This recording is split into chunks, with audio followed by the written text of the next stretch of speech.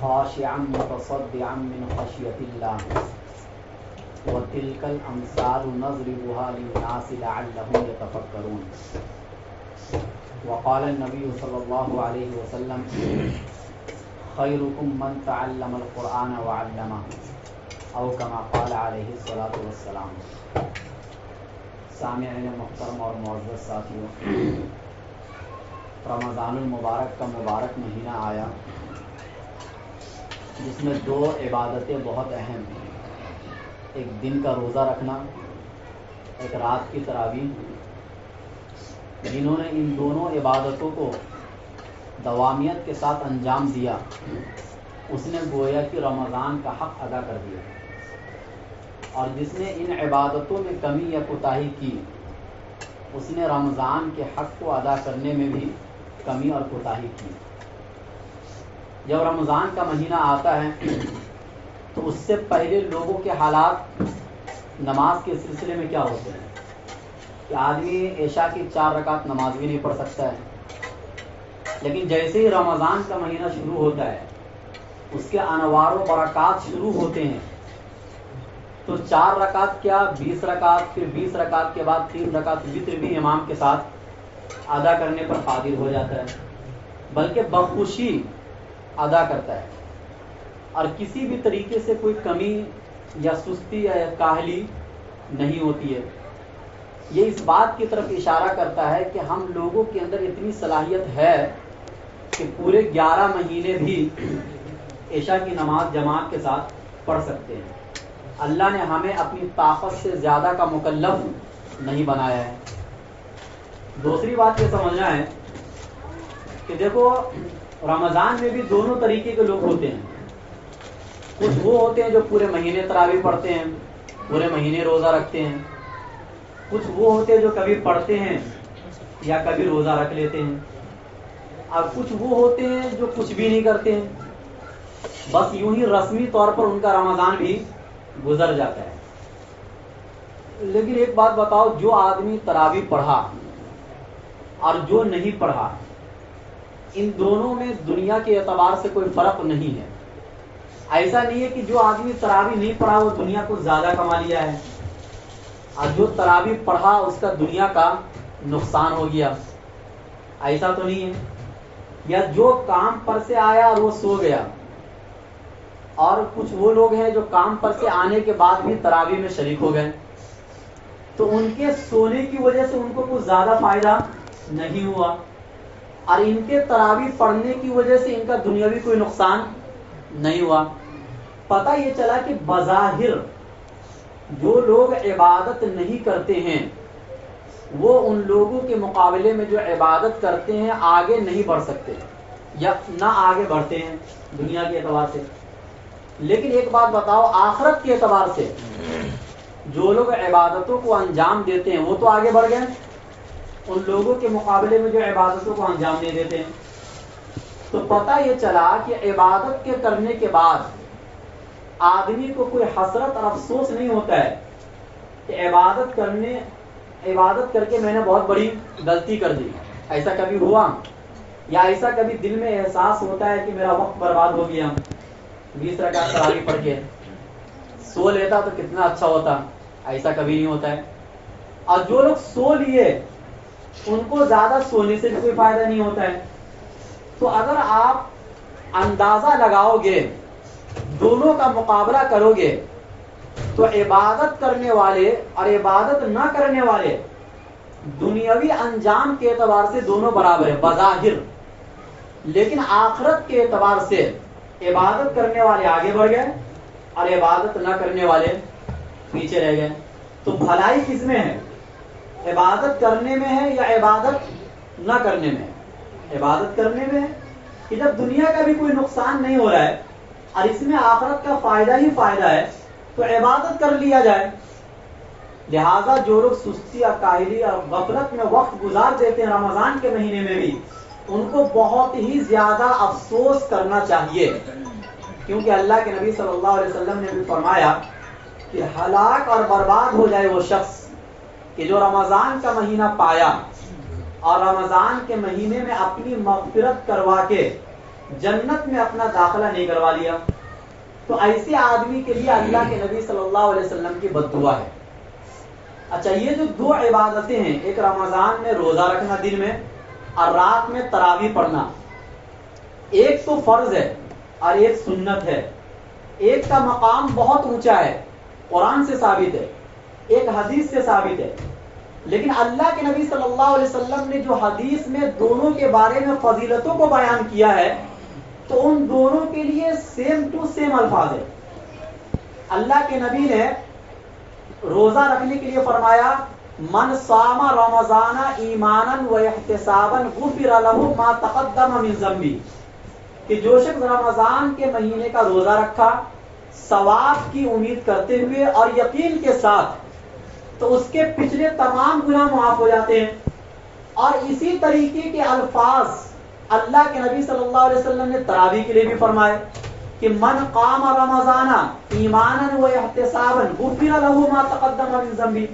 ایک جگہ صوما ہے روزے کے لیے، ایک جگہ قاما ہے، باقی سارے الفاظ وہی ہیں۔ تو پتہ یہ چلا کہ یہ دو عبادتیں ایسی ہیں کہ اگرچہ ایک فرض ایک سنت ہے، لیکن یہ دونوں عبادتیں رمضان کی جان ہیں، دونوں عبادتیں رمضان کی جان ہیں۔ اس لیے ان دو عبادتوں کو اکٹھا ایک الفاظ کے ساتھ اللہ کے نبی صلی اللہ علیہ وسلم نے بیان فرمایا۔ اچھا، رمضان کا جو مہینہ یہ خود ایک تحفہ ہے، لیکن رمضان کے مہینے میں جو سب سے بڑا تحفہ ہمیں ملا وہ کون سا ہے؟ وہ قرآن کریم ہے۔ ابھی جیسے معراج کا تحفہ کہا جاتا ہے نماز ہے، تو رمضان میں بھی تو کوئی نہ کوئی تحفہ ہمیں ملا ہے، اور وہ تحفہ قرآن کریم کا تحفہ ہے جو دنیا اور آخرت کی تمام چیزوں میں سب سے بہترین دولت ہے۔ قرآن کریم جو خود اللہ کی ایک صفت ہے، صفت کلام، تو یہ اتنی بڑی دولت ہے اور اتنا بڑا تحفہ ہمیں ملا ہے۔ تو اگر کوئی آدمی رمضان کے مہینے میں بھی قرآن کی تلاوت نہ کر سکا یا قرآن کو نہ سن سکا تو وہ پوری زندگی بھی قرآن کریم کی تلاوت کرنا بھی چاہے گا تو نہیں کر پائے گا۔ اور ایسے لوگوں کے بارے میں ہی قرآن کریم کی ایک آیت میں آیا کہ اللہ کے نبی صلی اللہ علیہ وسلم قیامت کے دن اللہ تعالیٰ سے یہ مطالبہ کریں گے کہ میری قوم نے قرآن کو چھوڑ دیا تھا۔ وقال الرسول یا ربی ان قوم اتخذوا هذا القرآن مہجورا۔ قرآن یہ مطالبہ کریں گے اللہ کے نبی صلی اللہ علیہ وسلم جو نہایت شفیق مہربان ہے اپنی امت پر، اور جو آخر دم تک یہ کوشش میں لگے رہیں گے کہ میرا ایک ایک امتی جنت میں چلا جائے، اس کے باوجود بھی اللہ تعالیٰ کے دربار میں یہ شکایت کیوں کر رہے اللہ کے نبی صلی اللہ علیہ وسلم؟ اور اس کا ذکر قرآن کریم میں موجود ہے۔ یہ اس لیے کہ قرآن کریم اس امت کے لیے سب سے بڑی دولت ہے اور اللہ کے نبی کا سب سے بڑا معجزہ ہے جو قیامت تک یہ معجزہ رہنے والا ہے۔ اس کے ساتھ ہی اگر کسی کا کوئی تعلق نہیں ہے تو یہ سمجھا جائے گا کہ اس کا تعلق اللہ کے نبی کے ساتھ بھی نہیں ہے۔ قرآن سے پیار، اللہ سے پیار اور نبی سے پیار ہے۔ اسی لیے رمضان کے مہینے میں تراویح رکھی گئی کہ اگر کوئی شخص خود سے تلاوت نہ کر سکتا ہو تو کم سے کم پورے مہینے ایک امام کے پیچھے کھڑے ہو کر مکمل ایک مرتبہ قرآن تو سن لے، کہ تاکہ کسی نہ کسی درجے میں قرآن کا حق ادا ہو جائے۔ اب آگے یہ سمجھنا ہے کہ قرآن ایک عظیم کلام ہے اور قرآن کی عظمت کتنی زیادہ ہے یہ خود ہم قرآن کی روشنی میں سمجھتے ہیں۔ دیکھو، قرآن کو کما حق پورے طور سے ہم نہیں سمجھ سکتے، کیونکہ اللہ کی ذات کو آپ پورے طور سے سمجھ سکتے ہیں، اللہ کی کسی صفات کو بھی آپ پورے طور سے نہیں سمجھ سکتے، اتنا ہی سمجھ سکتے ہیں جتنے کا آپ سے تعلق ہے، اس سے زیادہ آپ نہیں سمجھ سکتے۔ تو اللہ کا جو کلام ہے قرآن، یہ بھی اللہ کی ایک صفت ہے۔ جس طریقے سے اللہ کی ذات لامتناہی غیر محدود، اسی طریقے سے قرآن کریم بھی لامتناہی غیر محدود ہے، اس کی فضیلتیں بھی غیر محدود ہے، آپ اس کا اندازہ نہیں لگا سکتے۔ لیکن خود اللہ تعالیٰ نے جس حد تک قرآن کریم کی فضیلت کو بیان کیا ہے اور اس کی عظمت کو بیان کیا ہے وہ میں آپ کے سامنے رکھتا ہوں۔ چنانچہ اللہ تعالیٰ نے ایک جگہ پر قرآن کریم کی عظمت کو بیان کرتے ہوئے فرمایا کہ لو انزلنا هذا القرآن على جبل لرأيته خاشعا متصدعا من خشية اللہ، کہ اگر اس قرآن کو ہم پہاڑ پر اتارتے تو آپ پہاڑ کو دیکھتے کہ وہ ریزہ ریزہ ہو جاتا، ٹکڑے ٹکڑے ہو جاتا اللہ کے ڈر کی وجہ سے۔ اور یہ ایک مثال ہے جس کو ہم لوگوں کے سامنے بیان کرتے ہیں تاکہ لوگ غور و فکر کریں۔ اب دیکھو اللہ تعالیٰ نے یہاں پر ایک صرف مثال بیان کی ہے کہ اگر میں اس کلام کو، اس قرآن کریم کو پہاڑ پر اتارتا تو پہاڑ ٹکڑے ٹکڑے ہو جاتا، لیکن یہ مثال حقیقت بھی ہے قرآن کے 90 پارے میں۔ حضرت موسیٰ علیہ السلام کا واقعہ آپ لوگوں کو معلوم ہے، براہ راست اللہ سے کلام کرتے تھے حضرت موسیٰ علیہ السلام، صرف حجاب کا فاصلہ ہوتا تھا، من وراء حجاب۔ لیکن جب آدمی کسی سے بہت دنوں تک بات کرتا ہے تو ایک وقت ان کو دیکھنے کی بھی خواہش ہوتی ہے۔ چنانچہ یہی مطالبہ موسیٰ علیہ السلام نے اللہ کے سامنے کر دیا کہ میں آپ کو دیکھنا چاہتا ہوں۔ اللہ نے فرمایا لن ترانی، تم مجھے ہرگز نہیں دیکھ سکتے۔ بار بار کے مطالبے پر اللہ تعالی نے یہ کہا کہ فلما تجلی ربہ للجبل جعلہ دکا وخر موسیٰ صعقا، کہ میں اپنی تجلی طور پہاڑ پر اتاروں گا، اگر یہ پہاڑ اس کو سہ لیا، اس کو برداشت کر لیا تو مجھے دیکھ لینا، اور اگر وہ برداشت نہیں کر سکتا پہاڑ تو تم مجھے نہیں دیکھ سکتے۔ اب دیکھو یہ تجلی موسیٰ علیہ السلام پر براہ راست نہیں اتر رہی ہے بلکہ پہاڑ پر اتر رہی ہے۔ قرآن نے کیا بیان کیا کہ صرف تجلی اتری ہے تو قرآن پہاڑ ریزہ ریزہ ہو گیا، پہاڑ ریزہ ریزہ ہو گیا صرف تجلی کے اترنے سے۔ اور موسیٰ علیہ السلام نے صرف مشاہدہ کیا تو بے ہوش ہو گئے موسیٰ علیہ السلام نے۔ تو دیکھو اللہ نے جو وہاں پر فرمایا کہ اگر میں اس قرآن کو پہاڑ پر اتارتا تو وہ ریزہ ریزہ ہو جاتا، یہ ایک مثال ہے، اس مثال کو حقیقت کر کے بیان کیا اللہ نے دوسری جگہ۔ اب دیکھو اللہ کی ذات اور اللہ کی صفات، جس طریقے سے اللہ کی ذات کی تجلی کا جو اثر ہے وہی اثر اللہ کی صفات کی تجلی کا بھی ہے۔ یہی وجہ ہے کہ جب یہی قرآن کریم اللہ کے نبی صلی اللہ علیہ وسلم پر اترتا تھا سخت سردی کے موسم میں، تو حدیث کے الفاظ وَإِنَّ جَبِينَهُ لَيَتَفَصَّدُ عَرَقًا، اللہ کے نبی صلی اللہ علیہ وسلم پسینے میں شرابور ہو جاتے تھے سخت ٹھنڈی کے موسم میں۔ کبھی کھراٹے جیسی آواز اللہ کے نبی صلی اللہ علیہ وسلم سے نکلتی تھی، کبھی کسی صحابی کے ران پر اپنا سر مبارک رکھ کر سو رہے ہیں اور اسی حالت میں قرآن کا نزول ہو جاتا ہے، وہ صحابی فرماتے ہیں کہ ایسا لگتا تھا کہ میری ران ٹوٹ جائے گی۔ کبھی اللہ کے نبی اونٹنی پر سوار ہے اور اسی حالت میں قرآن کا نزول ہو جاتا ہے، اونٹنی کھڑی نہیں رہ پاتی ہے بلکہ بیٹھ جاتی ہے۔ یہ اللہ کے کلام کی عظمت کا یہ اثر ہے۔ اسی کو اللہ نے سورہ مزمل میں فرمایا اِنَّا سَنُلْقِي عَلَيْكَ قَوْلًا ثَقِيلًا، اے پیغمبر ہم آپ پر جو قرآن اتار رہے ہیں یہ بہت بھاری بھرکم کلام ہے۔ بھاری بھرکم کا مطلب عظمت والا کلام ہے۔ ایک جگہ پر اسی عظمت کو بیان کرتے ہوئے فرمایا کہ اِنَّا عَرَضْنَا الْأَمَانَةَ عَلَى السَّمَاوَاتِ وَالْأَرْضِ، کہ ہم نے اس امانت یعنی قرآن کو آسمان، زمین اور پہاڑ پر ہم نے پیش کیا، لیکن ان تمام مخلوقات اپنی طاقت و قدرت کے باوجود انکار کر دیا، لیکن انسان نے اس قرآن کو اٹھا لیا۔ اب سوال یہ پیدا ہوتا ہے کہ ہمارے اوپر اس کا بوجھ کیوں نہیں ہوتا ہے؟ تو اس کی وجہ یہ کہ اس کا سارا بوجھ اللہ کے نبی صلی اللہ علیہ وسلم نے برداشت کر لیے۔ ہمیں جو قرآن ملا وہ واسطے سے ملا، براہ راست نہیں ملا۔ براہ راست تو قرآن نبی پر اترا، تو اس جو قرآن کریم کے اترنے کا جو اثر ہے وہ اثر پورا کا پورا اللہ کے نبی صلی اللہ علیہ وسلم برداشت کر لیے. اب ہمیں جو قرآن کریم ملا یہ واسطے سے ملا، اس لیے ہمیں وہ اثر دکھائی نہیں دیتا ہے. تو قرآن کریم اپنی ذات کے اعتبار سے کتنا عظیم ہے، یہ خود قرآن کریم کی اس آیت سے آپ اندازہ لگا سکتے ہیں کہ دنیا کی بڑی سے بڑی مخلوقات پر بھی اگر اس قرآن کریم کو اتارا جاتا تو وہ مخلوق اس قرآن کے بوجھ کو برداشت نہیں کر پاتی. اچھا، قرآن کریم اپنی ذات کے اعتبار سے تو بہت عظیم ہے، افادیت کے اعتبار سے کتنا عظیم ہے، دوسرے کو فائدہ پہنچانے کے اعتبار سے کتنا عظیم ہے.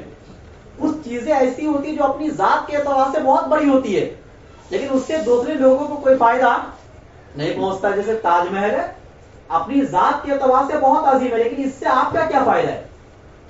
تو قرآن کریم اپنی ذات کے اعتبار سے بھی عظیم ہے اور دوسرے انسانوں تک اپنی افادیت کو پہنچانے کے اعتبار سے بھی عظیم ہے.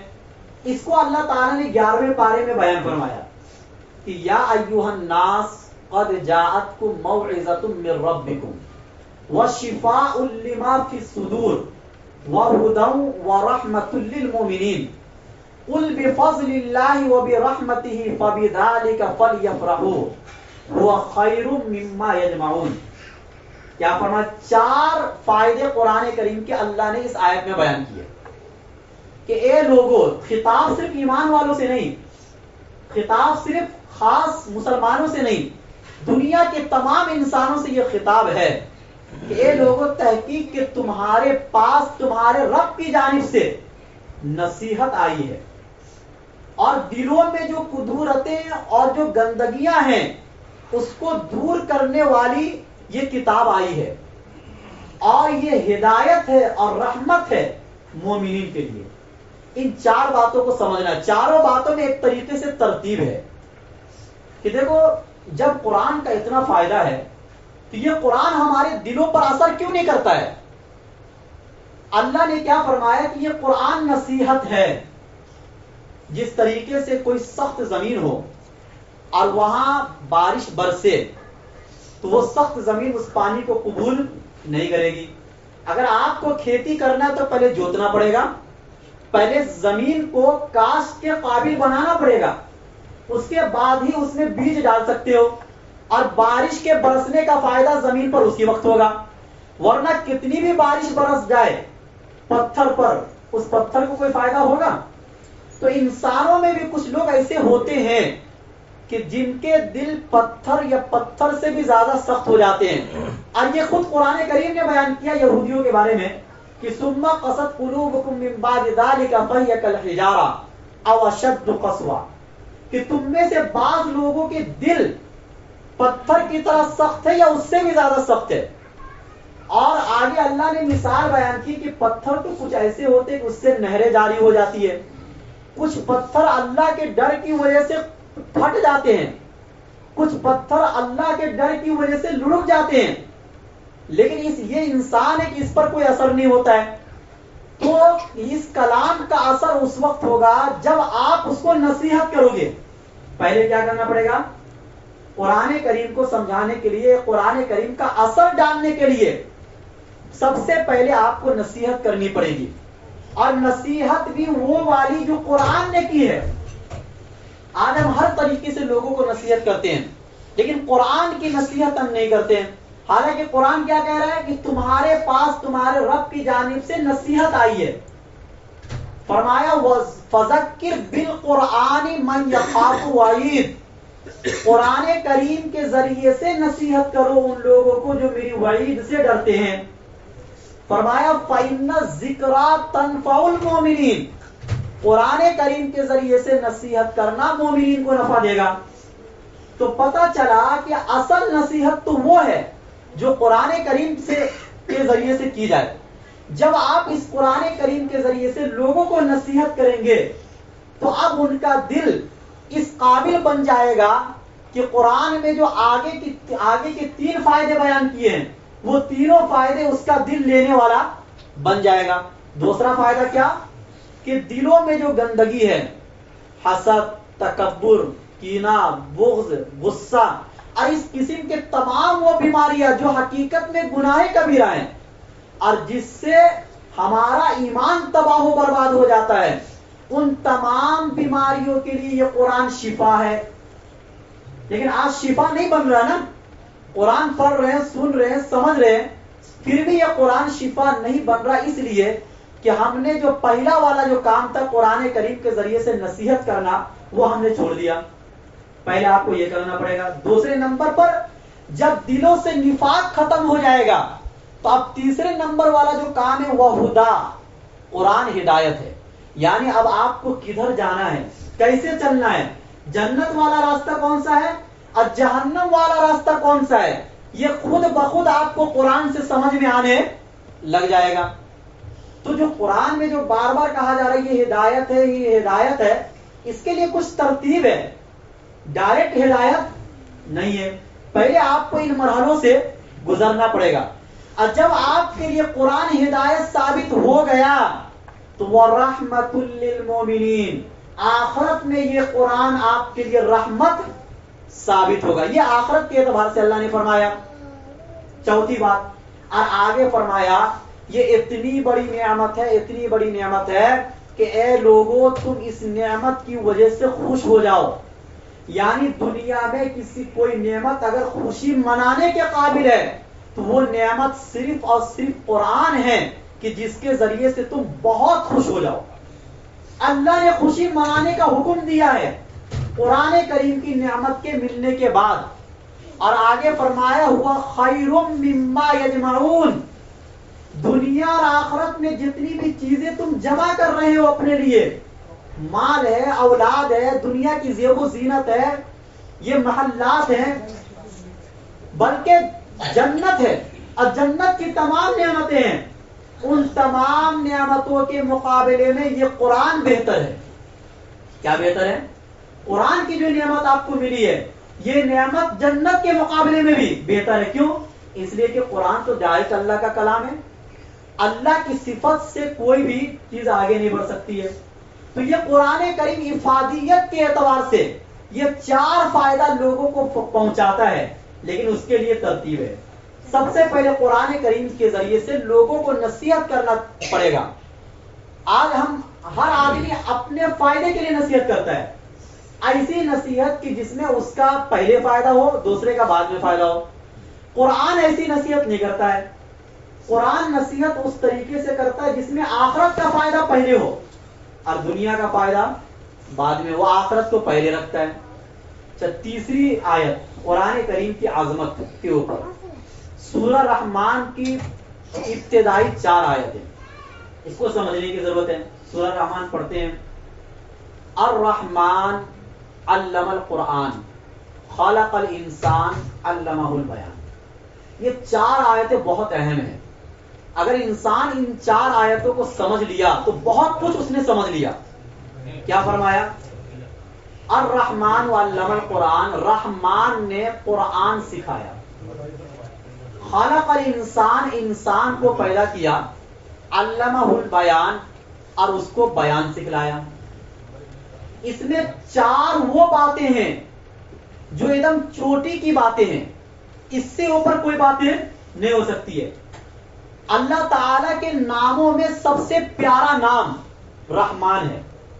اگرچہ قرآن کریم میں اللہ کا ذاتی نام لفظ اللہ بہت استعمال ہوا ہے، لیکن اللہ کے تمام صفاتی ناموں میں سب سے پیارا نام رحمان ہے، اور اس کے زیادہ استعمال نہ ہونے کی وجہ یہ ہے کہ کفار مکہ لفظ رحمان کو نہیں جانتے تھے، اس لیے جب الرحمن یہ سورت اتری، لفظ رحمان سے اسٹارٹنگ ہوئی اس سورت کی، تو ان لوگوں نے یہ کہا کہ رحمان کون ہے، ہم اس کو نہیں جانتے ہیں۔ یہ خود قرآن کریم میں سورہ فرقان کے اندر موجود ہے کہ ہم رحمان کو نہیں جانتے، ہم تو اللہ کو جانتے ہیں، لفظ اللہ سے خطاب کرو، رحمان سے خطاب مت کرو۔ تو اللہ تعالیٰ نے ایک جگہ پر سمجھایا ان لوگوں کو کہ چاہے تم اس ذات کو رحمان بول کر پکارو اور چاہے اس ذات کو اللہ بول کر پکارو، بات دیتی ہے، لیکن ہم مسلمانوں کو سب سے زیادہ اللہ کے کسی صفت کی اگر ضرورت ہے تو وہ صفت رحمان کی سب سے زیادہ ضرورت ہے۔ چل رحمان اور رحیم یہ ہے کیا؟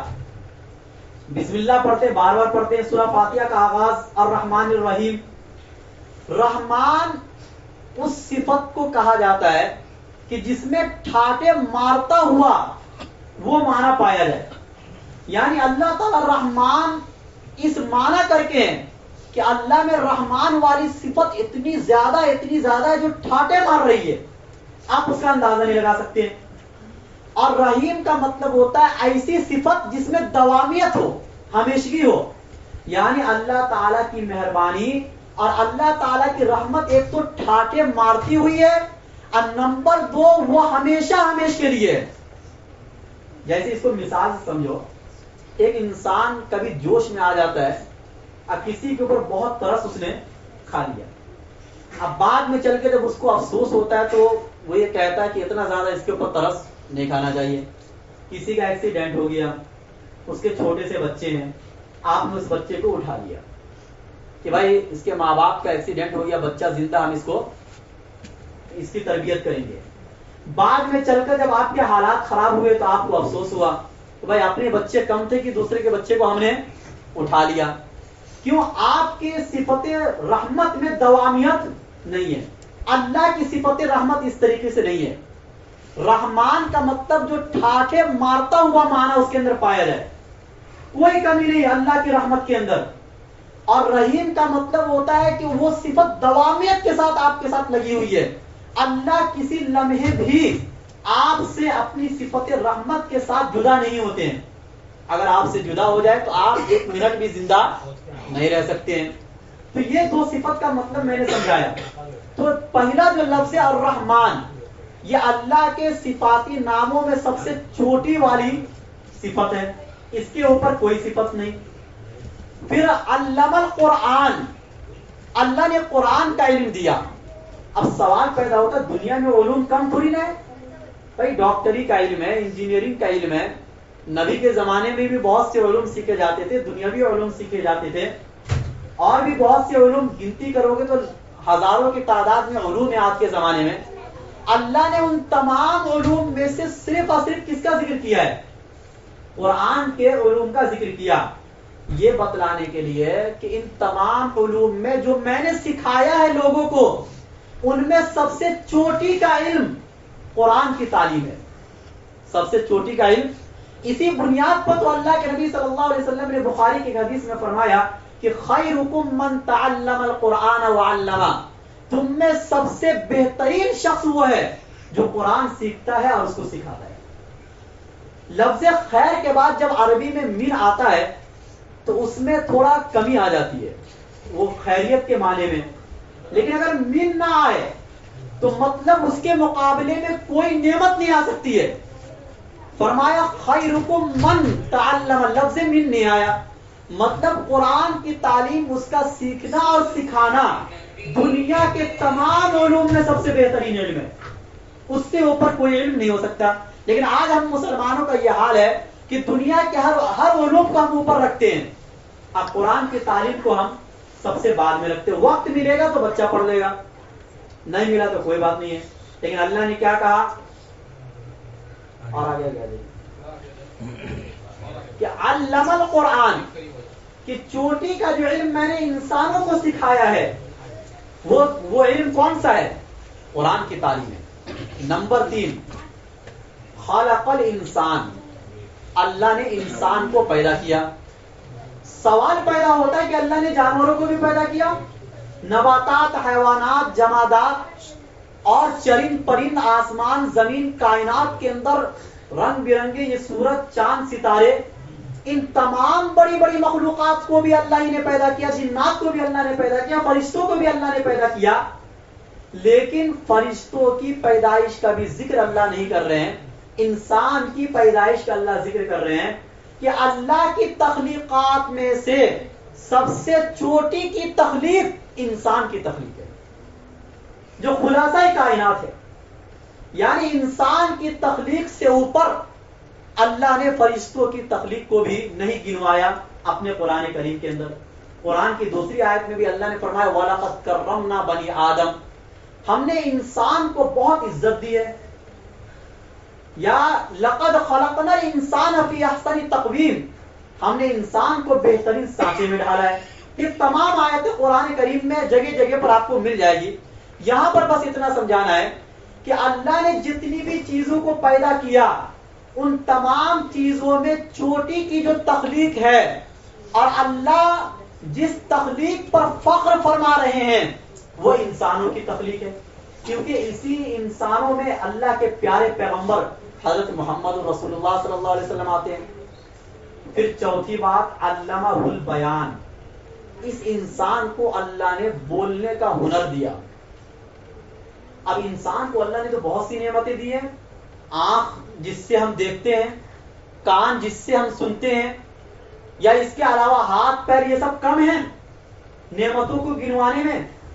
اللہ اور نعمتوں کا ذکر نہیں کر رہے ہیں، بولنے والی نعمتوں کا ذکر کر رہے ہیں، اس لیے کہ اس طریقے سے بولنے کا ہنر اللہ نے صرف انسان کو دیا ہے.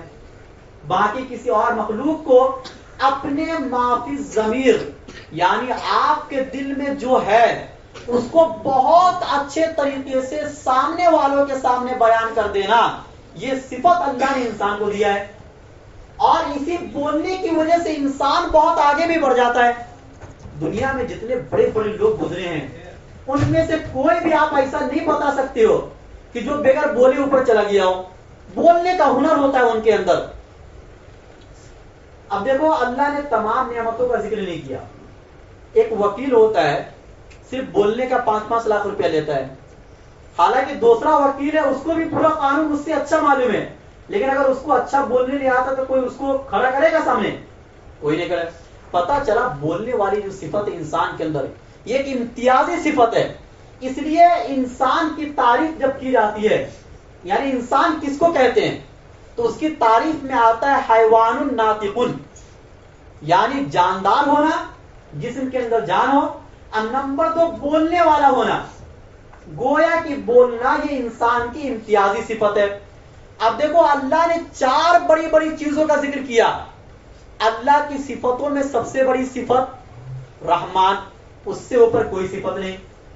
اللہ نے جتنے بھی علوم انسان کو سکھلائے ہیں ان تمام علوم میں سب سے بڑا علم قرآن کا علم. اللہ نے دنیا میں جتنی بھی چیزوں کو پیدا کیا ہے ان تمام میں سب سے بڑی تخلیق انسان کی تخلیق. اور اللہ نے انسان کو جتنی بھی نعمتیں دی ہیں ان تمام میں سب سے بڑی نعمت بولنے کی نعمت. اب اس کا نتیجہ کیا نکلا؟ 4 بڑی بڑی چیزوں کا اللہ نے ذکر کیا، اس کا نتیجہ یہ نکلا کہ اللہ نے جو سب سے بڑی نعمت آپ کو دی ہے بولنے کی، اس بولنے والی نعمت کو اللہ کی دوسری سب سے بڑی نعمت جو قرآن کی تعلیم ہے اس پر صرف کرو، اس پر لگاؤ. قرآن کو پھیلاؤ، قرآن کو پڑھو، قرآن کی تلاوت کرو، اس کے معنی کو سمجھو، جتنا ہو سکے اتنا قرآن کو پھیلاؤ. اس لیے کہ جو بڑی چیز ہوتی ہے اس سے بڑا کام ہوتا ہے. آپ اس سے دنیا کے ہر کام لے رہے ہیں، اس زبان سے ہر تعلیم سیکھ رہے ہیں، ہر کام لے رہے ہیں اپنے فائدے کے، لیکن یہ زبان کی جو نعمت اور بولنے کی نعمت جو اللہ نے آپ کو دی ہے، اللہ اس میں اشارتاً یہ فرما رہے ہیں کہ یہ نعمت آپ کی سب سے زیادہ صرف ہونی چاہیے قرآن کریم کی تعلیم پر. یہ قرآن کی عظمت ہے جو اللہ نے بیان کیا. اس کے بعد تیسری جگہ پر اللہ نے قرآن کی عظمت کو بیان کیا کہ کلا انہا تذکرہ، ہرگز نہیں، قرآن ایک یاد دہانی ہے. کیا ہے؟ قرآن ایک یاد دہانی ہے. فمن شاء ذکرہ، بس جو چاہے اس سے یاد دہانی لے لے. فی صحف مکرمہ، یہ ایسے صحیفوں میں ہیں جو بہت ہی مقدس اللائق احترام ہے. فی صحف مکرمہ مرفوعات مطہرہ، جو بہت بلند ہے اور بہت پاک ہے. بِأَيْدِي سفرہ، ایسے لکھنے والوں کے ہاتھ میں ہے. کرام بررہ، جو خود بہت معزز ہیں اور نیک ہیں. پہلے میں اس آیت کا مطلب سمجھا دوں کہ اللہ یہ فرمانا چاہ رہے ہیں کہ جو قرآن کریم جو آج 30 پر آپ دیکھ رہے ہو یہ بھی لوح محفوظ سے آیا ہے. اور لوح محفوظ میں اللہ کے بہت سارے کلام ہیں. جس میں قیامت تک ہونے والے احوال کا علم لوح محفوظ میں موجود ہے. اس میں یہ کلام پاک بھی تھا جس کو اللہ تعالیٰ نے دنیا میں اتارا. تو وہاں جو لوح محفوظ میں کلام موجود ہے اس کے بارے میں اللہ نے فرمایا کہ وہ ایسے صحیفوں میں وہاں موجود ہے جو بہت ہی مقدس صحیفہ ہے, بہت ہی پاک ہے, بہت ہی بلند ہے. اس کا اندازہ آپ نہیں لگا سکتے جب اللہ اتنی تعریف کر دیے. اور وہ ایسے لکھنے والوں کے ہاتھ میں, یعنی ایسے فرشتوں کے ہاتھ میں ہے کہ جو فرشتے بھی بہت معزز ہیں اور بہت نیک ہیں. یعنی اس کی حفاظت کے لیے چاروں طرف سے لوح محفوظ کے ارد گرد فرشتے موجود ہیں. اللہ اس کی بھی تعریف فرما رہے ہیں. اب دیکھو یہاں پر کیا کہا کہ کلا انہا تذکرہ, قرآن یاد دہانی ہے. اس لفظ کا مطلب یہ ہوا کہ قرآن میں جتنی بھی باتیں آئی ہیں آپ کے احکام سے متعلق, آپ کی زندگی سے متعلق, معاشرت سے متعلق, اخلاق سے متعلق, عبادات سے متعلق جو بھی احکام آئے ہیں, یہ تمام احکام وہ ہیں جو پہلے سے آپ کے اندر فطری طور پر موجود ہے, یعنی اس کو کرنے کی صلاحیت موجود ہے. یہ قرآن کریم تو بس آپ کو یاد دلا رہا ہے کہ آپ یہ بھی کر سکتے ہو, یہ بھی کر سکتے ہو, اس کی بھی صلاحیت, اس کی بھی صلاحیت ہے. جیسے مثال کے طور پر ہم سب نے عالم ارواح میں اللہ کے سامنے یہ اقرار کیا کہ قالوا بلا وربنا, کیوں نہیں آپ ہی ہمارے پروردگار ہیں. یعنی سوال ہوا الستو بربکم, کیا میں تمہارا رب نہیں ہوں؟ تو جواب میں ہم سب نے کہا کہ کیوں نہیں آپ ہی ہمارے پروردگار ہیں. تمام روحیں, چاہے وہ مسلم کی ہو یا غیر مسلم کی ہو, تمام روحوں نے اس بات کا اقرار کیا, لیکن ہم سب کو وہ یاد نہیں ہے. قرآن نے ہمیں یاد دلا دیا کہ بھائی یہ اقرار آپ کر کے آئے ہو اللہ تعالیٰ سے, دنیا میں آنے کے بعد بھول مت جانا. وہ اقرار نامہ ہمیں کون یاد دلا رہا ہے؟ قرآن یاد دلاتا ہے. لہذا قرآن کیا یاد دہانی ہے. قرآن آپ کو عبادتوں کا حکم دے رہا ہے. یہ یاد دہانی ہے کہ یہ وہ جو ہم نے رب ہونے کا جو اقرار کیا ہے اس میں وہ ساری باتیں آ جاتی ہیں. کیونکہ رب ہونے کا اقرار کرنے کا مطلب یہ ہوتا ہے کہ آپ ہمارے آقا, ہم آپ کے غلام. اور غلام کے لیے کیا ہے کہ جو حکم جیسا ملے, جس طریقے سے ملے, فائدہ نظر آئے یا نہ آئے, آپ کو کرنا ہے. یہ غلام ہونے کا مطلب ہوتا ہے. تو ہم نے رب ہونے کا اقرار کیا, قرآن اس کی یاد دہانی کرتا ہے. اب بار بار قرآن میں یہ لفظ آئے گا کہ وہ تمہارا رب ہے, وہ تمہارا. سورہ فاتحہ کا آغاز الحمدللہ رب العالمین, تمام تعریف اس اللہ کے لیے ہے جو سارے جہاں کا رب ہے. تو رب, لفظ رب قرآن میں بہت استعمال ہوا. اس کی وجہ یہی ہے کہ رب کا مطلب ہوتا ہے پالن ہار, تربیت کرنے والا. جو ذات آپ کی مکمل طور سے تربیت کر رہی ہے ابتدا سے لے کر انتہا تک, اس ذات کی اگر غلام نہیں بنو گے تو کس کے غلام بنو گے؟ تو قرآن اسی چیز کی یاد دہانی بار بار کرتا ہے. اسی لیے ایک آیت کو قرآن بار بار بھی لاتا ہے. توحید کے مضامین, یعنی اللہ ایک ہے, اس بات کو سمجھانے کے لیے قرآن ہر صفحے پر بات کرتا ہے. رسالت کو سمجھانے کے لیے قرآن ہر صفحے پر بات کرتا ہے. آخرت کو سمجھانے کے لیے قرآن ہر صفحے پر بات کرتا ہے. تو یہی تین قرآن کریم کا اہم موضوع ہے, توحید, رسالت اور آخرت. باقی جتنے بھی عقیدے ہیں وہ سب انہی تینوں کے ارد گرد گھومتے ہیں. ان میں سے یہ تین اصل ہے جو جڑ ہیں. قرآن ان تینوں کو بار بار یاد دلاتا ہے, بار بار مثالوں سے کبھی سمجھاتا ہے کہ بھائی خدا ایک ہے, کبھی قوموں کے حالات اور واقعات کو بیان کر کے قرآن سمجھاتا ہے. طرح طریقے سے قرآن سمجھاتا ہے, اگر آپ اس کو پڑھو گے تو سمجھ میں آئے گا. یہ چار آتے ہوئی, چار آیتیں. پانچویں آیت قرآن کریم کی عظمت پر جو دلالت کرتی ہے. اللہ نے فرمایا فلا اقسم بمواقع النجوم, میں قسم کھاتا ہوں ستاروں کے گرنے کی. وَإِنَّهُ لَقَسَمٌ لَوْ تَعْلَمُونَ عَظِيمٌ, اگر تم جانتے ہو تو یہ قسم بہت بڑی قسم ہے. إِنَّهُ لَقُرْآنٌ کریم, یہ پاکیزہ کلام ہے. فی کتاب مکنون, لوح محفوظ میں موجود ہے. لا یمسہ الا المطہرون، اس کو نہیں چھو سکتے مگر پاک لوگ. تنزیل من رب العالمین، یہ رب العالمین کی طرف سے اتارا گیا ہے. افا بہذا الحدیث انتم مدہنون، کیا پھر بھی تم اس کلام سے بے توجہی برتتے ہو. وَتَجْعَلُونَ رِزْقَكُمْ أَنَّكُمْ تُكَذِّبُونَ، اب تمہارا حصہ یہ ہے کہ تم اس کلام کو جھٹلاتے ہو. دیکھو اللہ نے کیا کہا کہ میں ستاروں کے گرنے کی قسم کھاتا ہوں، اور کہا کہ یہ قسم بہت بڑی قسم ہے. جب قرآن اتر رہا تھا تو اس وقت اتنا نہیں سمجھ میں آیا، لیکن سائنس نے جب ترقی کیا تو انہوں نے بتایا. دیکھو قرآن میں یہ بات تو موجود ہے کہ پہلے یہ شیاطین جو تھے یہ آسمان تک چلے جاتے تھے، اور وہاں کی خبریں جو فرشتے آپس میں مشورہ کرتے تھے وہ خبریں لے کر دنیا میں آ کر بتا دیتے تھے کاہنوں کو، جن کو کاہن کہا جاتا ہے. جب یہ قرآن اترنا شروع ہوا تو ان کا یہ کام بند ہو گیا، اور اللہ نے ستاروں کو لگا دیا کہ جہاں یہ شیاطین اوپر آنے لگے تمہاری یہ ذمہ داری ہے کہ تم اس کو مار کے گرا دینا. یہ اللہ نے 14ویں پارے میں اس بات کا ذکر کیا ہے. وہ ستارے بھی گر جاتے ہیں، لیکن وہ ستارے جب گرتے تو کسی ایک جگہ پر جمع ہو رہے ہیں.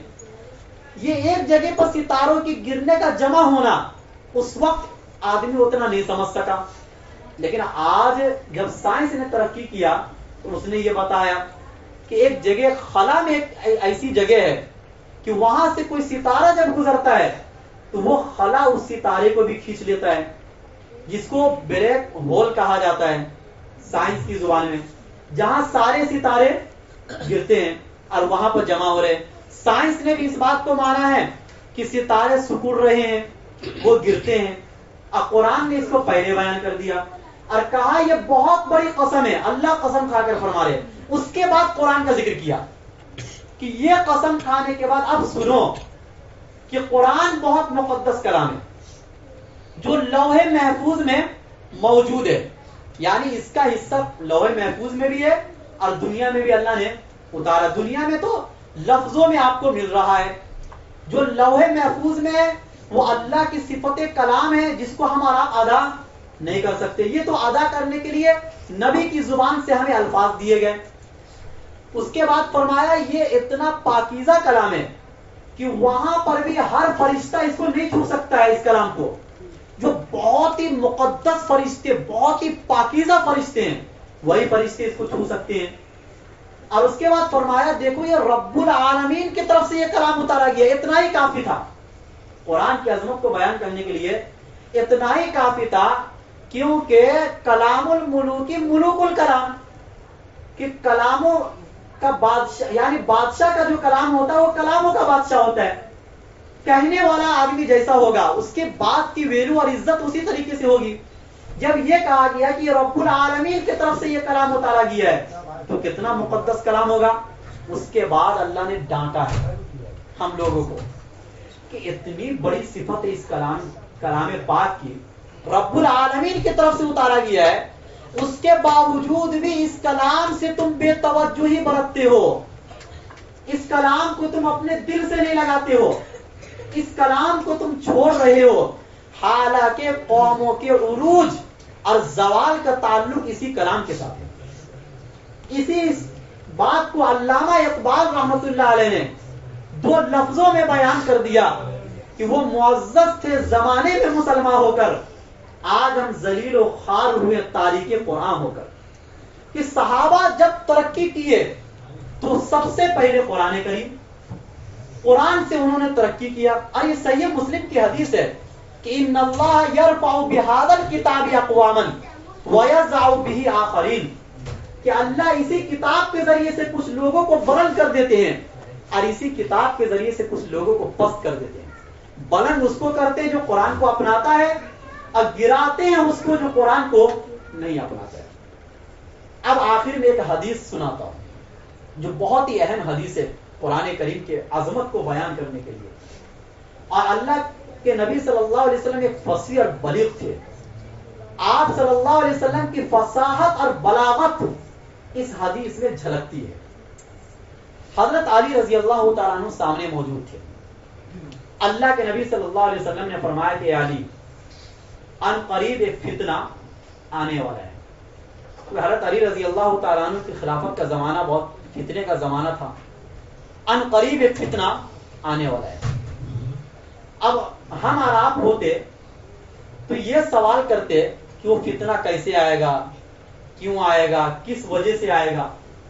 صحابہ ان سوالوں کے پیچھے نہیں پڑتے تھے, جو ضروری سوال ہے وہ کرتے تھے. حضرت علی رضی اللہ عنہ نے سوال کیا کہ مل مخرج منہا یا رسول اللہ, کہ اے اللہ کے رسول اس فتنے سے نکلنے کا راستہ کیا ہوگا. اصل چیز یہ تھی, آدمی دجال کی تفصیل میں لگا ہوا ہے, اور دجال سے بچنے کے جو راستے قرآن و حدیث میں بیان کیے گئے اس کو تو کوئی نہیں اپناتا ہے. صحابہ ان چیزوں کے پیچھے نہیں پڑتے تھے, وہ تو بس یہ پوچھتے تھے کہ دجال اگر نکل گیا تو اس سے بچیں گے کیسے. تو اللہ کے نبی نے اس کا طریقہ بتایا کہ بھائی سورہ کہف پڑھتے رہو ہر جمعہ کو, اس کی ابتدائی 10 آیتیں یا آخر کی 10 آیتیں اپنے سینے میں محفوظ کر لو, دجال کے فتنے سے محفوظ ہو جاؤ گے. تفصیل کا مطالبہ نہیں کیا صحابہ نے, اللہ کے نبی نے براہ راست بتا دیا. یہاں پر بھی حضرت علی نے کیا کہا کہ اس فتنے سے کیسے نکلا جائے گا, کون سا دروازہ ہوگا جس میں ہم داخل ہو جائیں اور فتنے سے بچ جائیں. اللہ کے نبی صلی اللہ علیہ وسلم نے فرمایا کتاب اللہ, اللہ کی کتاب یعنی قرآن پاک, یہ فتنے سے نکلنے کا سب سے بڑا ذریعہ. پھر آگے اللہ کے نبی نے فرمایا فیہ نبأ ما کان قبلکم, کہ اس کتاب میں, اس قرآن میں تم سے پہلے لوگوں کی بھی خبریں ہیں. قوم عاد, قوم سمود, قوم شعیب, قوم لوط, قوم موسیٰ, قوم عیسیٰ, ان تمام قوموں کا ذکر اللہ نے کلام پاک میں کیا ہے. کیوں کیا ہے؟ صرف سنانے کے لیے یا عبرت اور نصیحت کے لیے. اس سے بھی سبق حاصل کرو. گویا کہ ماضی میں جو ہو گیا ہے اس کی بھی خبریں اس کلام پاک میں اتنا موجود ہے جتنا ہماری زندگی کی تربیت سے متعلق ہے. اللہ چاہتے تو سارے انبیاء کا ذکر کر دیتے, لیکن مقصد صرف ذکر کرنا نہیں تھا, مقصد ہماری تربیت تھی. اس لیے انہی نبیوں کا ذکر کیا جن نبیوں کے واقعات سے ہماری تربیت کا تعلق تھا. فیہ نبأ ما کان قبلکم. پھر آگے فرمایا وخبر ما بعدکم, تمہارے بعد جو کچھ ہونے والا ہے قیامت تک کے احوال اس کتاب میں موجود ہے. آگے کیا کیا ہوگا اور کیسے تمہیں رہنمائی حاصل کرنا ہے, وہ ساری چیز اس کلام پاک میں موجود ہے. وخبر ما قبلکم وحکم ما بینکم, کہ تمہارے درمیان جو اختلاف ہو رہا ہے, لڑائی جھگڑے ہو رہے ہیں, ان تمام لڑائی جھگڑوں کا فیصلہ اور ان تمام لڑائی جھگڑوں کا حل اس کتاب میں موجود ہے. ہم حل کہاں تلاش کرتے ہیں؟ لوگوں کے پاس جا کر. حالانکہ گھر میں ماں باپ سے جھگڑا ہوا, اس کا حل قرآن میں موجود ہے. بیوی اور شوہر کے درمیان جھگڑا ہوا, اس کا حل قرآن پاک میں موجود ہے. قرآن میں تو یہاں تک آ گیا کہ لقد انزلنا الیکم کتابا فیہ ذکرکم افلا تعقلون, کہ ہم نے جو اس کلام پاک کو اتارا ہے اس میں تمہارا ذکر موجود ہے, ہمارا ذکر موجود ہے, آپ کا ذکر موجود ہے. آپ میں سے ہر ایک ایک آدمی کا تنہا ذکر موجود ہے. بس آپ کو تلاش کرنا ہے, آپ کو اپنے حالات کا جائزہ لے کر قرآن کریم سے رہنمائی حاصل کرنا ہے کہ اس موقع پر قرآن کریم کی کون سی آیت ہمارے درمیان جو جھگڑے ہوئے ہیں اس کو حل کرنے کے لیے کافی ہے. تو پتہ چلا وحکم ما بینکم, تمہارے درمیان جتنے بھی اختلافات ہو رہے ہیں, جتنے بھی جھگڑے ہو رہے ہیں, اگر تم آج گرتے جا رہے ہو ہر اعتبار سے, ان تمام کا حل قرآن میں موجود ہے. آپ قرآن سے رہنمائی حاصل کرو, آپ کو قرآن میں سب کچھ مل جائے گا. وحکم ما بینکم وہو الفصل لیس بالہزل, یہ دو ٹوک فیصلہ ہے, قطعی فیصلہ ہے. کوئی مذاق نہیں ہے، کوئی شعر و شاعری نہیں ہے. یعنی قرآن کی آیتوں میں جو بھی باتیں کہی گئی ہے وہ ایسی قطعی باتیں ہیں، ایسا دو ٹوک فیصلہ ہے کہ اس میں ذرہ برابر بھی شک و شبے کی کوئی گنجائش نہیں ہے. لیس بالہزل، یہ کوئی مذاق کی بات ہے جیسے کہ کفار مکہ کہا کرتے تھے، یہ کوئی مذاق کی باتیں نہیں ہے. قصے کہانیوں کی کتاب ہے کہ کہیں انبیاء کے واقعات پڑھ کر آپ کو ایسا نہ لگے کہ یہ قصے کہانی کی کتابیں ہیں، بلکہ ان واقعات میں جتنی بار ان واقعات کو پڑھو گے ہر مرتبہ آپ کو نئی نصیحت ملے گی. قرآن تو ایسا کلام ہے. اور یہ اس حدیث میں جتنی بھی باتیں آ رہی ہیں سب الگ الگ قرآن میں بھی موجود ہے، لیکن اس حدیث میں اکٹھی موجود ہے. فرمایا وَهُوَ الْفَصْلُ لَيْسَ بِالْحَزْلِ. آگے فرمایا من ترکہ من جبار قسمہ اللہ، جو اس قرآن کو چھوڑ دے گا تکبر کی وجہ سے، اپنے بڑے پن کی وجہ سے، یہ سوچتے ہوئے کہ مجھے نعوذ باللہ کلام پاک سے رہنمائی لینے کی کیا ضرورت ہے، اس نے چھوڑ دیا. اللہ نے حدیث میں آیا قسمہ اللہ، اللہ اس کو پیس کر رکھ دیں گے. آج دیکھو مسلمان کیسے پس رہا ہے. یہ قرآن کریم کو چھوڑنے کا نتیجہ ہے. قرآن کو چھوڑنا ایک تو تلاوت کے اعتبار سے ہے، اس کو بھی قرآن کا چھوڑنا کہا جائے گا. ایک قرآن کو چھوڑنا سمجھنے کے اعتبار سے. ایک وہ زمانہ تھا کہ کوئی آدمی بھی ایسا نہیں تھا جو قرآن کو سمجھے بغیر آگے بڑھتا ہو. ایک آیت کا مطلب وہ لوگ سمجھا کرتے تھے. عوام بھی اور خواص بھی، عوام بھی اور خواص بھی مسلمانوں کا ایسا دور اس زمانے میں چلا. آج ایسا ہے کہ قرآن سمجھنا تو دور کی بات ہے، نہ تلاوت کی توفیق ہے، اور تلاوت کی توفیق بھی بہت دور کی بات ہے، قرآن پڑھنے بھی نہیں آتا بہت سے لوگوں کو. یہ قرآن کریم کو چھوڑنا ہے. اللہ کے نبی نے فرمایا کہ من ترکہ من جبار قسمہ اللہ، اگر اس قرآن کریم کو تم چھوڑ دو گے تو اللہ تم کو پیس کر رکھ دیں گے. فرمایا آگے وَمَنِ ابْتَغَى الْهُدَى فِي غَيْرِهِ أَضَلَّهُ اللَّهُ، کہ جو ہدایت کو، رہنمائی کو، دنیا میں چلنے کے طریقے کو، اپنے آپسی اختلافات کو دور کرنے کے لیے قرآن کریم کے علاوہ میں کوئی راستہ اگر تلاش کرے گا تو اضلہ اللہ، اللہ اس کو گمراہ کر دیں گے. اللہ اس کو گمراہ کر دیں گے. وہ اپنے مقصد میں کبھی بھی کامیاب نہیں ہو سکتا، نہ دنیا کے کاموں میں اور آخرت کے کاموں میں تو ہوگا ہی نہیں. کیا فرمایا کہ جو ہدایت سے مراد صرف ایمان کی ہدایت نہیں ہے.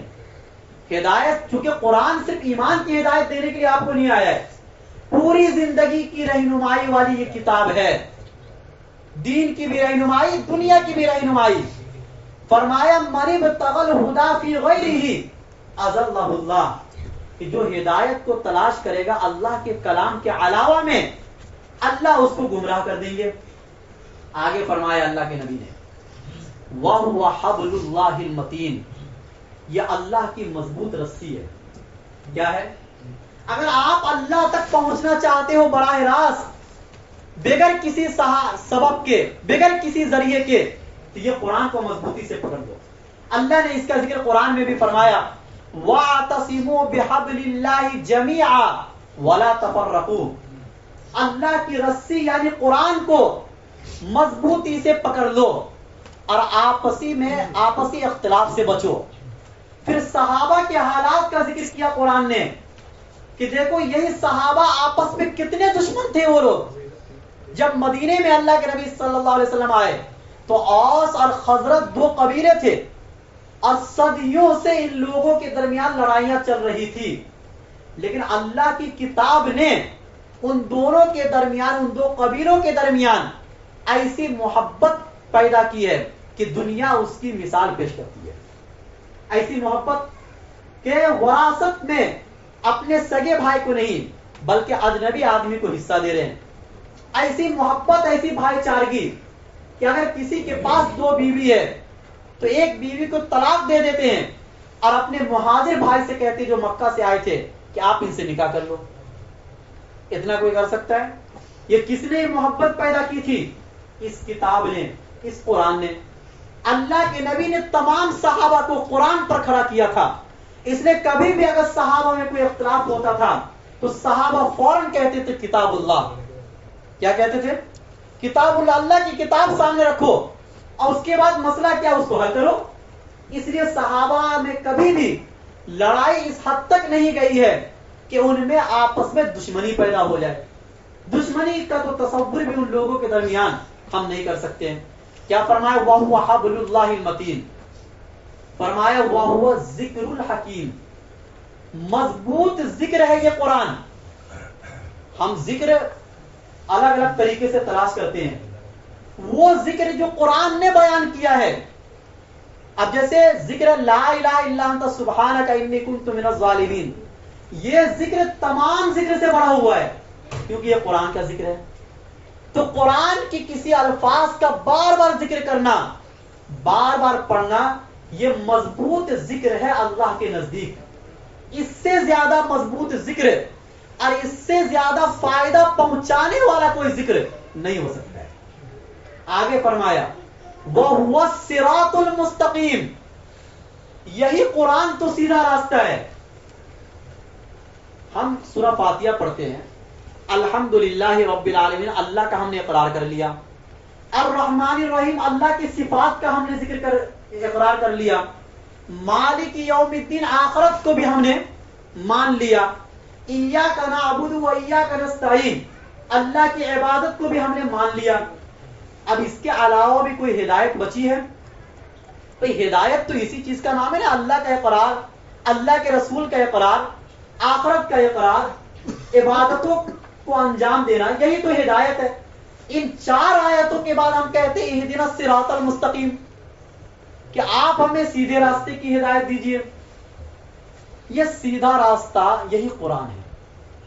قرآن کے علاوہ کوئی اور راستے میں اگر آپ سیدھا پن تلاش کریں گے تو کہیں بھی آپ کو سیدھا پن نہیں ملے گا. دنیا کی عدالتیں قانون اپنے فائدے کے لیے بناتی ہے. اگر مرد قانون بنائے گا تو مرد اپنے حساب سے بنائے گا، عورت کا نقصان ہوگا. عورت اگر قانون بنائے گی تو عورت اپنے حساب سے بنائے گی، مرد کا نقصان ہوگا. لہذا ضروری تھا ایسی ذات کا ہونا کہ جس نے مرد کو بھی پیدا کیا، عورت کو بھی پیدا کیا، اور جو دونوں کی فطرت کو جانتا ہو، اور پھر وہ قانون بنائے گا تو جس میں نہ مرد کا فائدہ ہوگا نہ عورت کا فائدہ ہوگا، بلکہ پورا کا پورا انصاف ہوگا. قرآن نے اس قانون کو پیش کیا ہے. اس نے کیا کہا؟ وَهُوَ الصِّرَاطُ الْمُسْتَقِيمُ. آگے اللہ کے نبی نے فرمایا هُوَ الَّذِي لَا تَزِيغُ بِهِ الْأَهْوَاءُ. یہ قرآن ایسی کتاب ہے کہ جب قرآن سے چمٹے رہو گے، آپ کا تعلق قرآن سے جڑا رہے گا، آپ کی خواہش نفس کبھی بھی آپ کو گمراہ نہیں کرے گی، غلط راستے پر آپ کی خواہشیں آپ کو لے کر نہیں جائے گی. آج ہم لوگ غلط خواہشوں پر چل رہے ہیں. کیوں چل رہے ہیں؟ اس لیے کہ ہم نے قرآن کو چھوڑ دیا ہے. قرآن تو ایسی کتاب ہے، ہر چیز کا علاج ہمیں ملتا جا رہا ہے، ہر چیز کا علاج. کہ ہر آدمی آ کے شکایت کرتا ہے کہ نفس بھڑکا دیتا ہے. بھائی اس کا علاج ہے کہ آپ قرآن کو مضبوطی سے پکڑ لو.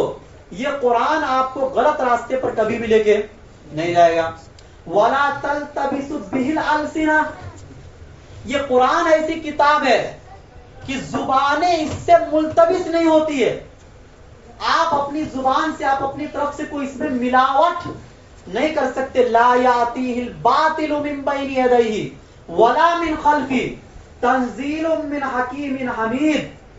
کہ یہ قرآن ایک ایسا کلام ہے کہ نہ اس کے آگے سے اور نہ اس کے پیچھے سے کوئی اپنی طرف سے اضافہ کر سکتا ہے. یہ تو حکیم حمید کی طرف سے اتارا ہوا کلام ہے. تو پتہ چلا کہ دنیا کی ہر کتاب میں، ہر قانون میں تبدیلی ہو سکتی ہے، اللہ کی اس کتاب میں کبھی بھی کوئی تبدیلی نہیں ہو سکتی. وَلَا تَلْتَبِسُ بِهِ الْأَلْسِنَةُ. اس سے زبانیں ملتبس نہیں ہوتی ہے. آگے فرمایا وَلَا يَشْبَعُ مِنْهُ الْعُلَمَاءُ. اس سے علماء کبھی بھی سیر نہیں ہو سکتے. سیر کا مطلب ہوتا ہے پیٹ بھرنا. آپ نے کوئی کھانا کھایا، کتنا بھی اچھا کھانا ہوگا، ایک وقت میں جا کر آپ بولیں گے کہ آپ کھانے کا دل نہیں کر رہا، پیٹ بھر گیا. کیونکہ کھانا یہ دنیا کی چیز ہے، دنیا کی چیزوں میں لذت ایک حد تک ہے، بہت زیادہ نہیں. یہ چیزیں آپ کو جنت میں ملے گی کہ جتنا چاہو کھا لو، آپ کا من کبھی بھی بھرے گا نہیں. لیکن دنیا کی نعمتیں ایسی نہیں ہیں. قرآن کے بارے میں یہ فرمایا کہ دنیا میں کوئی عالم ایسا نہیں ہے جس نے یہ کہہ دیا ہو کہ میں نے قرآن کو مکمل سمجھ لیا، اب سمجھنے کی ضرورت نہیں ہے. مکمل ہم نے قرآن سمجھ، یا جتنے بھی مفسر دنیا میں گزرے ہیں بڑے بڑے، علامہ ابن کثیر، علامہ ابن جریر طبری، تفسیر قرطبی کے علامہ قرطبی، ان تمام نے کہیں پر بھی آخر میں نہیں لکھا کہ میں نے اس طریقے سے قرآن کی تفسیر کی ہے کہ اب اس کے بعد کوئی تفسیر کرنے کی ضرورت نہیں ہے. ایسا کسی مفسر نے نہیں لکھا. 1400 سال ہو گئے اور آج تک ہر مفسر قرآن کی تفسیر بیان کر رہا ہے، لیکن وہ کبھی بھی مکمل نہیں ہوا. وَلَا يَشْبَعُ مِنْهُ الْعُلَمَاء، علماء اس سے سیر نہیں ہو سکتے، ان کا پیٹ نہیں بھر سکتا ہے.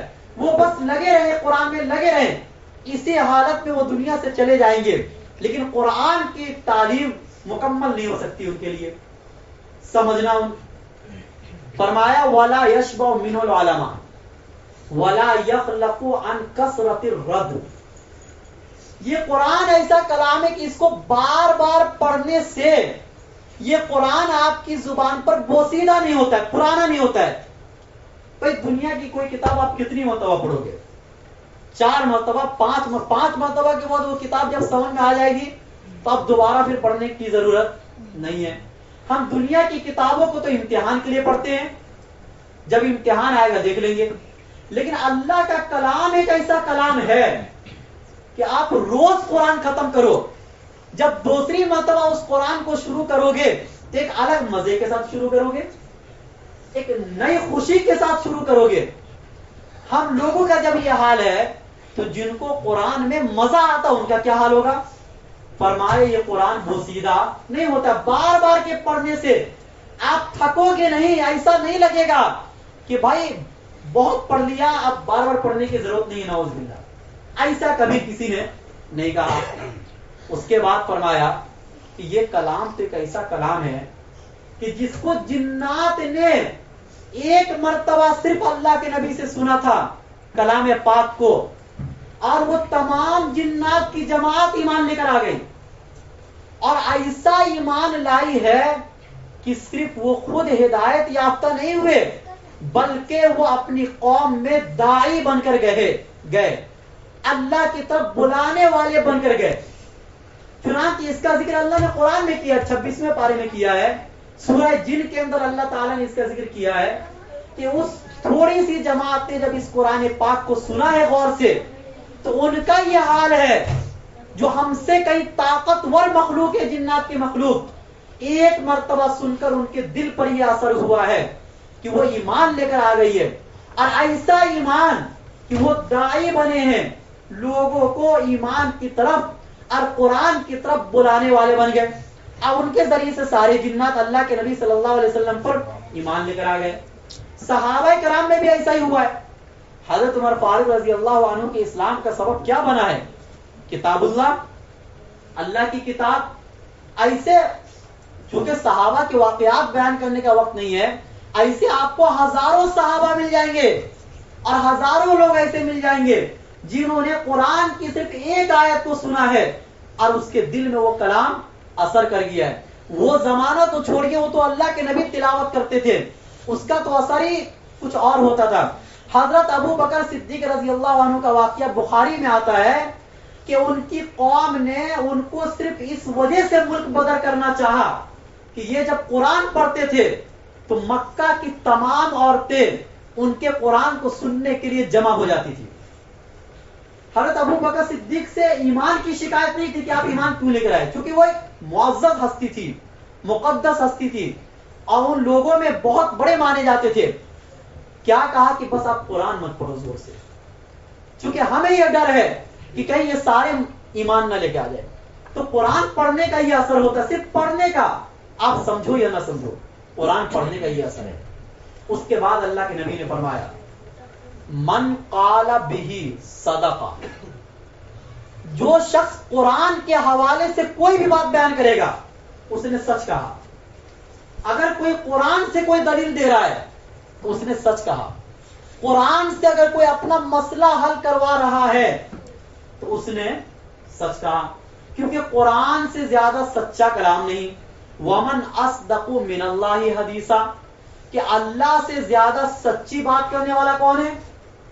اس کے بعد فرمایا ومن عمل بہ اجرا، جو قرآن پر عمل کرے گا اس کو اس کی مزدوری ضرور دی جائے گی.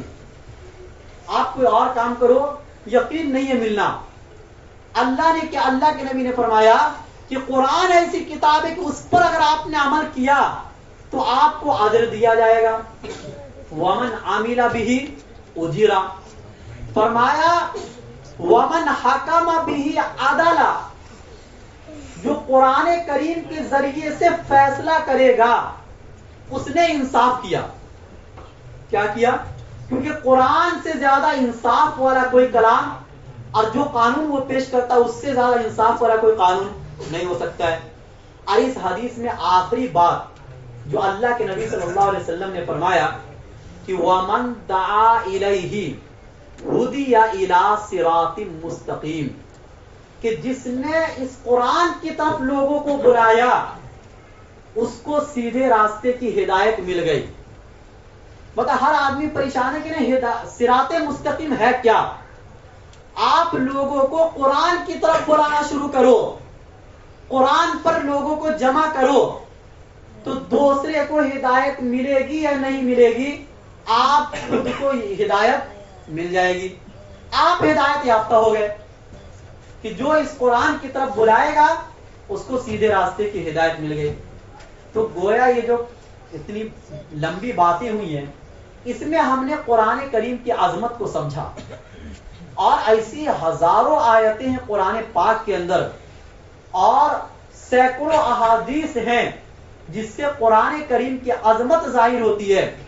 آخر میں بس اتنا سمجھنا ہے کہ قرآن اللہ کا کلام ہے، اللہ سے نکلا ہے. دنیا میں کوئی عبادت ایسی نہیں ہے کہ جو براہ راست اللہ سے نکلی ہو، لیکن قرآن کی عبادت ایک ایسی عبادت ہے جو براہ راست اللہ سے نکلی ہے، اللہ کی صفت کلام ہے. اس لیے حدیث میں یہ آتا ہے کہ جو آدمی قرآن پڑھ رہا ہے اور اس کو دعا مانگنے کا ٹائم نہیں ملا اور بھی ذکر و اذکار کرنے کا ٹائم نہیں ملا تو اللہ اس قرآن پڑھنے والے کو اس سے زیادہ دیں گے جو دعا مانگ رہے ہیں. حالانکہ دعا کی بہت فضیلت ہے، دعا عبادت کا مغز، دعا خود ایک عبادت ہے اور اللہ کے سامنے رونا گر گرانا کتنی بڑی بات ہے.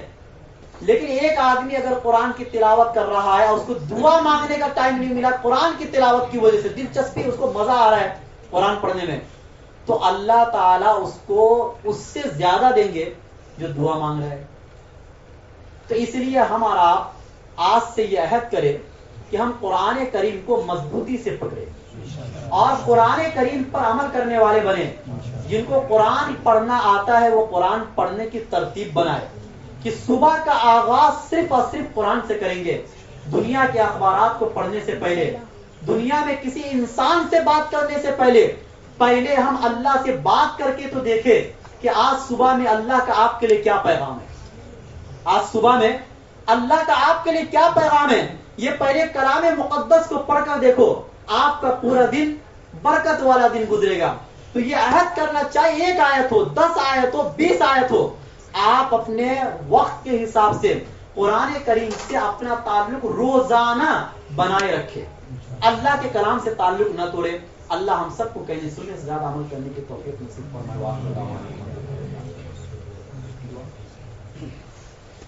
بسم اللہ الرحمن الرحیم. اللهم صل علی محمد وعلى آل محمد كما صليت على ابراہیم وعلى آل ابراہیم انك حمید مجید. اللهم بارک علی محمد وعلى آل محمد كما باركت على ابراہیم وعلى آل ابراہیم انك حمید مجید. ربنا آتنا في الدنيا حسنة وفي الآخرة حسنة وقنا عذاب النار. ربنا ظلمنا انفسنا وان لم تغفر لنا وترحمنا لنكونن من الخاسرين ربنا هب لنا من ازواجنا وذرياتنا قرة اعين واجعلنا للمتقين اماما لا الہ الا انت سبحانك انی كنت من الظالمین اللهم ارحمنا یا ارحم الراحمین اللهم اغفر لنا ذنوبنا یا رب العالمین اللهم انك عفو تحب العفو فاعف عنا یا کریم اللهم ارفع عنا البلاء والوباء اللهم انا نسألك علما نافعا ورزقا واسعا وعملا متقبلا وشفاء من كل داء اللهم اهدنا الصراط المستقيم صراط الذين أنعمت عليهم من النبيين والصديقين والشهداء والصالحين وحسن أولئك رفيقا اللهم أجرنا من النار اللهم اعتق رقابنا عن النار اللهم أعنا على ذكرك وشكرك وحسن عبادتك اللهم حاسبنا حسابا يسيرا يا مصرف القلوب ثبت قلوبنا على دينك اللهم إنا نسألك العفو والعافية في الدنيا والآخرة اللهم إنا نسألك علم الدنيا وعلم الآخرة اللهم ارحمنا يا أرحم الراحمين اللهم اكفنا بحلالك عن حرامك وأغننا بفضلك عمن سواك اللهم اغفر لنا ذنوبنا ووسع لنا في ديارنا وبارك لنا في رزقنا اللهم اجعلنا من التوابین واجعلنا من المتطہرین. اے اللہ ہم گنہگار ہیں، ہمارے گناہوں کو معاف فرما، ہماری غلطیوں کو درگزر فرما. اے اللہ اپنی محبت پیدا فرما. اے اللہ نبی صلی اللہ علیہ وسلم سے محبت کرنے کی توفیق نصیب فرما. اے اللہ نبی صلی اللہ علیہ وسلم کے سنت طریقے کے مطابق زندگی گزارنے کی توفیق نصیب فرما.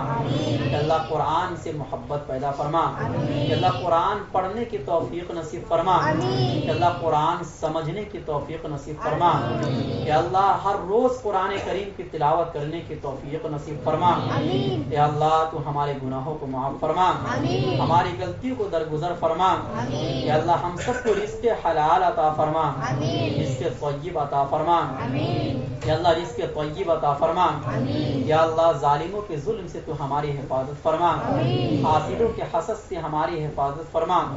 اللہ فتنہ و فساد سے ہماری حفاظت فرما، دجال کے فتنے سے ہماری حفاظت فرما، عذاب قبر سے ہماری حفاظت فرما.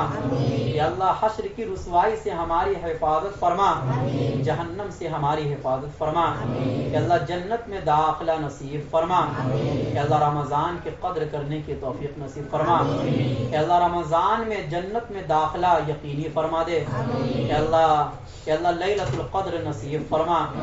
یا اللہ لیلۃ القدر نصیب فرما. یا اللہ ہم سب کے گناہوں کو معاف فرما. یا اللہ جو مسلمان پریشان حال ہیں ان کی پریشانیوں کو دور فرما. یا اللہ ان کی پریشانیوں کو دور فرما. یا اللہ جو قرض سے پریشان ہیں اللہ ان کی غیب سے مدد فرما. یا اللہ جو رشتے کے لائن سے پریشان ہیں اللہ ان کے لیے مناسب رشتہ مہیا فرما. یا اللہ ان کے لیے مناسب رشتہ مہیا فرما. یا اللہ ہم سب کو اعمال صالحہ کی توفیق نصیب فرما، ایسے کام کرنے کی توفیق نصیب فرما جس سے آپ راضی ہو جاتے ہیں. یا اللہ ہر ایسے کام سے ہماری حفاظت فرما جس سے آپ ناراض ہو جاتے ہیں. یا اللہ ہم نے پورے مہینے جو قرآن کریم پڑھا اس میں جو کچھ غلطی یا کمی کوتاہی ہوئی اللہ اس کو تو معاف فرما. اللہ اس کا ثواب تو سب سے پہلے نبی اکرم صلی اللہ علیہ وسلم کو پہنچا. اللہ کے صحابہ کرام، تابعین، تبع تابعین، اولیاء کرام، بزرگان دین کو پہنچا. اللہ اس قرآن کریم کی برکت سے تو ہم سب کی بھی حفاظت فرما. اللہ تو ہم سب کی بھی حفاظت فرما. اللہ قرآن سے مضبوط تعلق پیدا فرما. اللہ دنیا سے جتنے لوگ بھی جا چکے ہیں اے اللہ ان تمام کی قبروں کو نور سے منور فرما. اے اللہ ان تمام کی قبروں کو نور سے منور فرما.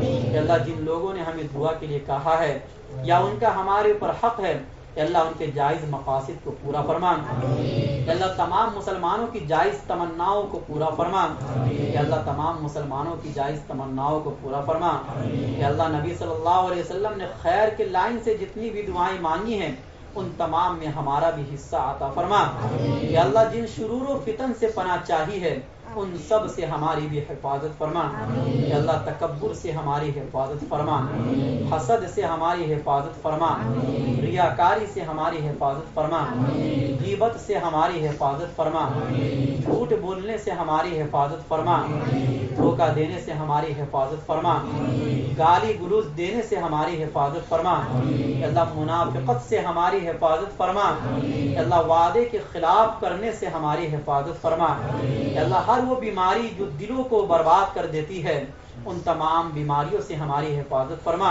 اے اللہ ہر وہ بیماری جو ایمان کو نقصان پہنچاتی ہے اے اللہ ان تمام بیماریوں سے ہماری حفاظت فرما، اے اللہ ہمیں پاک و صاف فرما، اے اللہ ہمیں پاک و صاف فرما، اے اللہ نیکی سے محبت پیدا فرما، گناہوں سے نفرت پیدا فرما، اے اللہ نیکی سے محبت پیدا فرما، گناہوں سے نفرت پیدا فرما، اے اللہ ہماری اس ٹوٹی پھوٹی دعاؤں کو محض اپنے فضل و کرم سے اور نبی صلی اللہ علیہ وسلم کے صدقے طفیل قبول فرما، ربنا تقبل منا انك انت السميع العليم، سبحان ربك رب العزة عما يصفون وسلام على المرسلين والحمد لله رب العالمين۔